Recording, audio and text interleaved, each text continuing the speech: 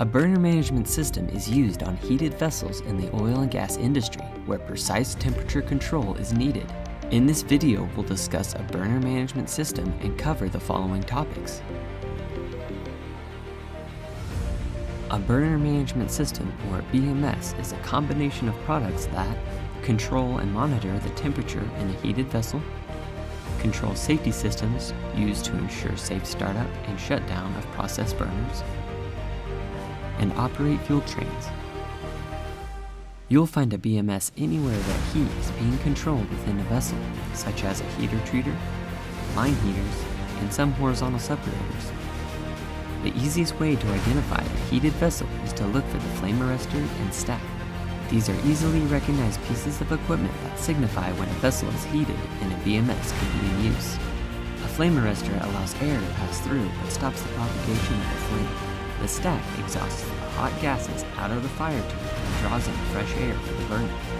Without a burner management system, if a pilot flame is extinguished, the burner gas will continue to flow even without the proper temperature control.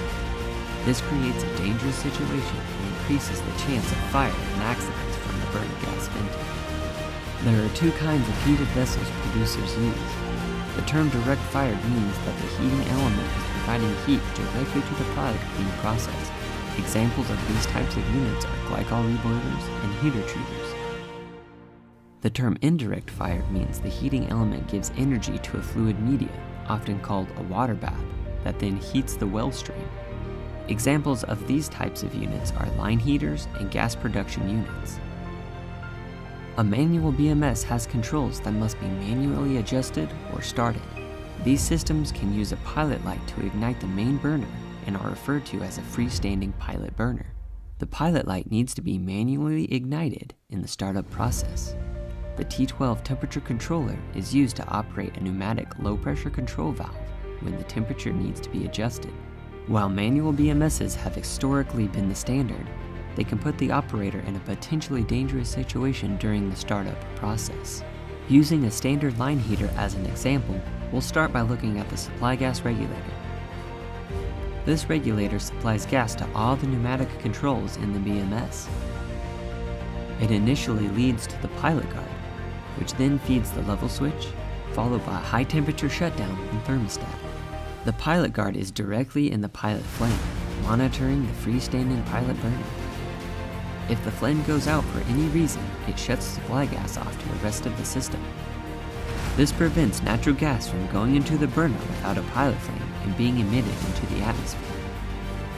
It makes sure that the pilot light is lit and that the gas is being consumed. For safety measures, when there is a BMS, there's also a liquid level switch used as a low-level shutdown. When the heat transfer media drops below a certain level, it will expose the fire tube, in turn creating hot spots and compromising the fire tube. If the level switch is tripped, it cuts off all supply gas to the BMS, removing all fire until the liquid level is increased above that point.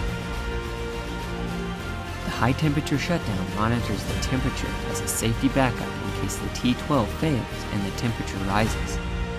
Once the fluid gets to a predetermined temperature, the high temperature shutdown removes all supply gas to the burner by closing a valve upstream of the primary burner, so it can no longer heat the vessel.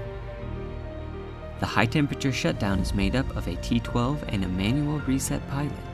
Once the set point is reached, the high temp shutdown must be manually reset to supply the burner with fuel. This ensures that an operator must go to the location to inspect the equipment and fix the issue that caused the overheating before they reset the high temp shutdown. The pneumatic thermostat is installed where it will be immersed in the liquid to be heated. The thermostat monitors the liquid temperature and expands and contracts with the temperature change of that fluid.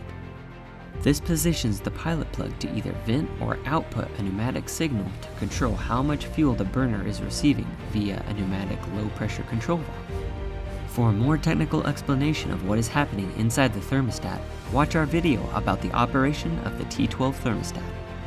This pneumatic signal from the T12 is sent to the burner valve. The burner valve opens and lets the appropriate amount of gas through to the burner to increase the temperature. The valves used in this application are double acting, meaning that there are two forces acting on the valve. The spring moves the valve stem into the fail position, and the diaphragm supply pressure coming from the T12 will move it in the opposite direction. These systems are not exactly the same, but they will use the same principles that the supply gas is always fed through the safety systems before it gets to the burner valve, ensuring that if any safety systems are tripped, the burner valve is shut down completely. While manual BMS uses supply gas to control its pneumatic components, an automated BMS requires low voltage electrical power to control its electronic components. An automated BMS can sense when the burner needs to be extinguished or relit and can complete this task automatically. These systems communicate with low-pressure control valves such as the Kimray ELIT. These automated valves release the appropriate amount of gas into the burner in order to maintain the desired temperature. Automated BMSs will have an electronic ignition system that keeps the operator out of harm's way. These systems eliminate the possibility of a constant pilot light being blown out and minimize fuel consumption and atmospheric emissions. Electronic ignition systems are also much safer for the operator in the event of a backflash or equipment fire.